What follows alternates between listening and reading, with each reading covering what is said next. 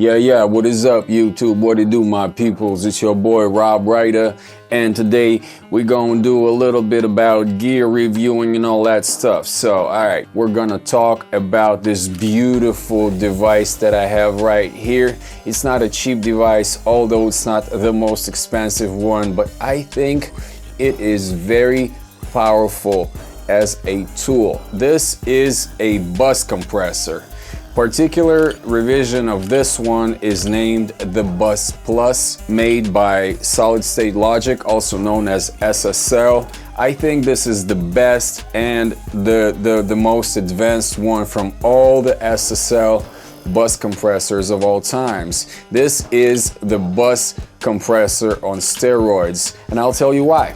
Simply because whether you're using a plug-in or you're using outboard gear devices in your studio, even the big console, as I mentioned in one of my videos, has a bus compressor in the SSL, but that bus compressor is also being one of the classic ones with some ratios, some attack, some release parameters, but this one right here has more of everything. So what is it exactly and how to utilize it? Let's check it out. And if you like learning about different workflows, follow along. Give me a thumbs up, subscribe to this channel, tick that little bell icon up. Let's delve into this and waste no more time. Let's go.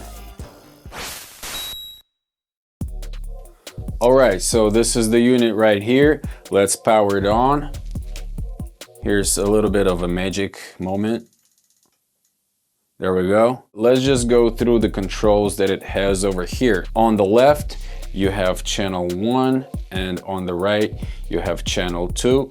Each of the channels has a VU meter that shows you a gain reduction. It does not show you gain in or out. It's just a gain reduction meter, as well as it shows you a few settings that you access for the black knobs, which is the dynamic EQ. But let's just set the channels aside, and it works in classic stereo, in delta stereo, which is pretty much the same thing, where it compresses the left and the right channel all together, but it focuses a little bit more on the mid channel, like in what lives in the center. It kind of works a little bit more aggressive towards the mid signal. Then it works as separate left and right. If you want, you can operate it completely independent. So this channel will have one setting and this will have another one. And the fourth mode will be a mid-side mode, where the left one becomes the mid and the right one becomes the side. And once you're in this mode, you can actually solo the mid to hear only the mid coming from the compressor itself, or you can solo the sides. The sides can be set in the settings to group the side channel to show it to you in the middle, or it shows it to you in stereo, which is more like a phase inverted one. If it's in the mode that I prefer, it blinks orange.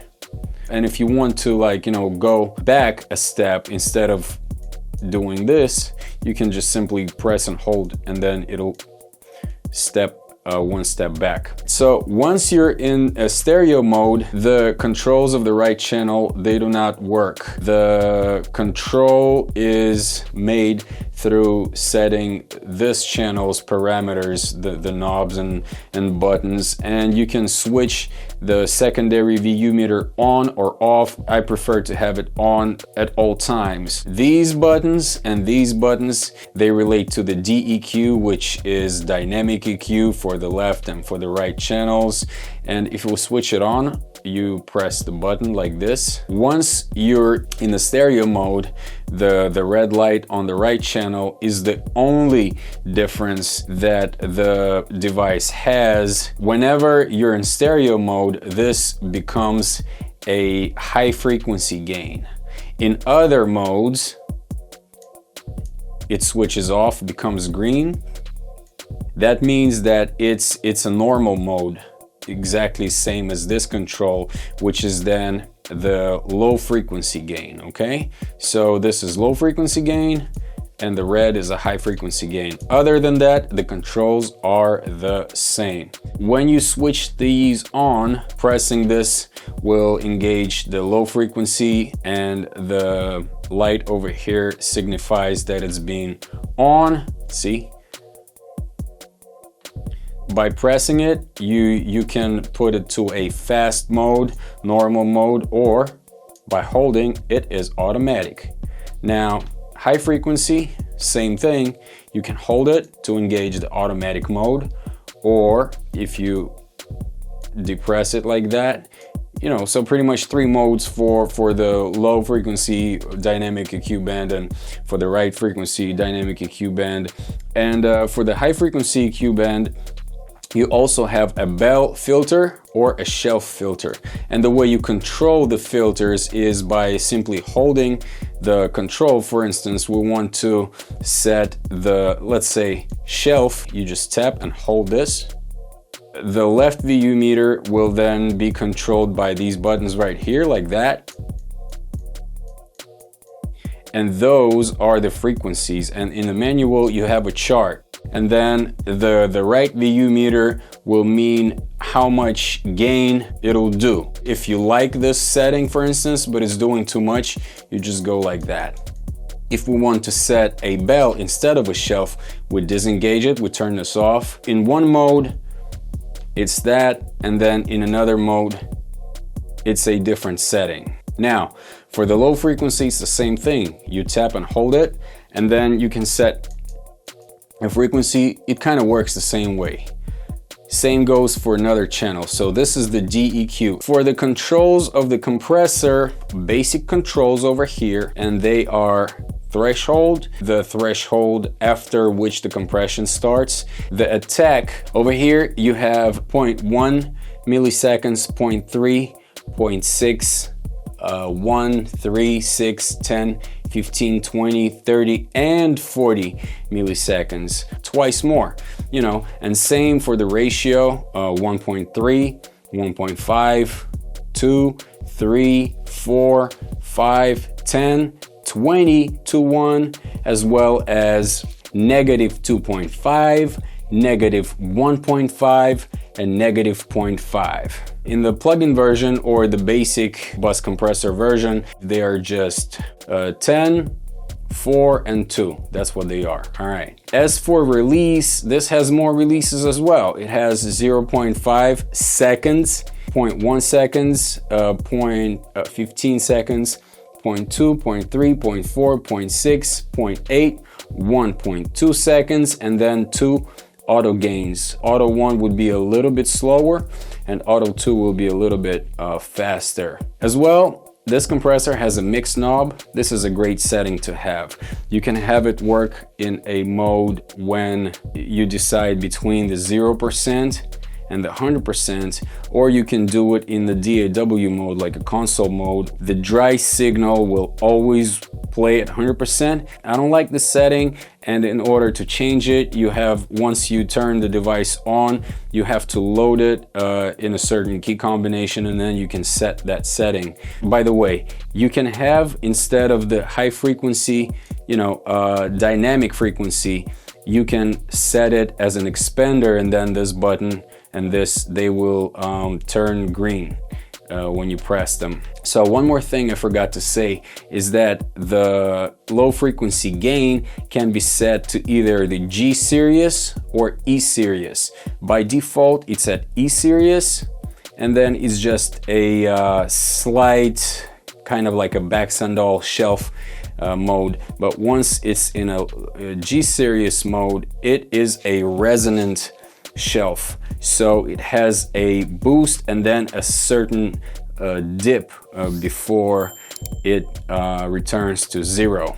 The sidechain frequency mode has to do with how much low frequencies the compressor hears before it compresses. So if you don't want to trigger the compressor to work with the low frequencies, like for instance, you have something at, for instance, I don't know, like 180, then the 180 is right here, then you switch it like that. So it's like a sidechain filter for the compressor to detect. Other two modes for these knobs are, when you press them, you can set the compressor itself, you can set it post dynamic EQ like that. So if you had something that boosts the lows and the highs and then you want to compress with it, then you engage that.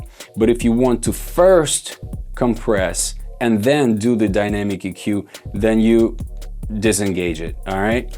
And so the makeup works, I think, by 1 decibel steps, but if you want it to work in half decibel steps, you just hold it like that, and then it says fine over here. So that will then become 0.5 steps. I like to use this compressor in unity gain, and however much signal comes into this device, the same amount it feeds off of it. On the high pass filter frequency of sidechain, you also have 2 functions. External sidechain. On the back of this unit, you have an external input. If you turn it on like that, then anything that you feed it, the compressor will be triggered by it, and the dynamic EQ can be triggered by it as well, like that, or they both can be triggered. So over here I have an EQ, and I use that equalizer to feed it to a sidechain of this compressor. So for instance, I can use it as a de-esser if I want. If we go to, for instance, the dual mono, then I can actually feed a vocal, like a mono vocal, 1 channel. I can feed it first to channel 1, set it to a external sidechain compressor, and then on the equalizer over there I can trigger the offending frequencies, whether it be the S's or maybe some nasalness or whatever. I simply feed the first channel into an external sidechain for the compression, and then I just set the frequencies over there, the ones that I need to be compressed first, and then the reaction of the VU meter that shows the compression amount will be triggered by that. All right, and then if I reamp the vocal like it, I will just do that over here, and then by using patch bay that I have on the right of my desk, I will actually then feed channel 1 into channel 2, and channel 2 will do a regular compression. Okay, so I like to use it most of all in the mid-side mode. Another functionality that we have over here is the LowTHD, FB, and the 4K mode. So LowTHD will actually trigger the compressor less when feeding signal into it. It's kind of like THD stands for total harmonic distortion, so it'll distort a little bit less, it'll trigger less when lots of lows come into play. So, you know, whenever the compression feels a little bit too aggressive, but all in all you like the settings that you have, you just engage that. Feedback mode, FB, is, you know, the option to have the compressor either in the feed forward mode, FF, or feedback. In practice, when you press feedback mode, the compressor will become a little bit softer, a little bit less aggressive, and I kind of use that mode a lot. And so what the 4K mode is, this is emulating the older SSL boards that had some sort of a distortion. It was a little bit of a different distortion on the earlier models, and then it's cleaner on the newer ones. But this button, when you press it, it emulates that. And this has 9 modes. So you hold it like that and it'll start blinking. That means that you can then set it. So let's just remember it was green. All right, green, first green. All right, so we start here. So 1, 2, 3, 4, 5, 6, 7, 8, and 9. So then you hold it again, and then this is what it is. So it gives you some audible distortion, really. It is rare when, you know, even the slightest, the easiest mode will give you some sort of distortion, maybe only when you already have enough distortion. Other than that, it is not very audible. I like the way it sounds. It kind of saturates the signal a little bit, and my favorite mode is the first green one, maybe the second green one. And whenever I work in the mid-side mode, for the mid-side mode, I usually go like one extra step. So if it was green here, then over here, I sometimes, you know, put like orange. All in all, these are the settings. Oh, one more thing. If you want this device to go to sleep, there is an automatic sleep function, which I have set for, I think, 5 minutes. You can set it to a much longer time, like 2 hours or so, or like 1 hour, 45 minutes, 30, 20, 15 minutes, 10 minutes. And then when it goes to sleep, it'll then just, you know, trace this green light like that.